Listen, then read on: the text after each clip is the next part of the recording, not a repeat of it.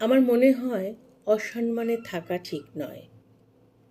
যেখানে আপনার অসম্মান, যেখানে আপনাকে সারাক্ষণ অসম্মানিত হতে হয়, সেখানে না থাকাই ভালো।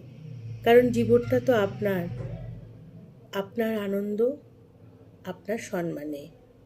ভেবে দেখুন একবার, যেখানে সম্মান আছে তোমার ভালো কর্মের, যেখানে তোমার প্রতি ভালোবাসা আছে, সেই আনন্দ অনুভূতির মধ্যেই থাকা ভালো নয় কি?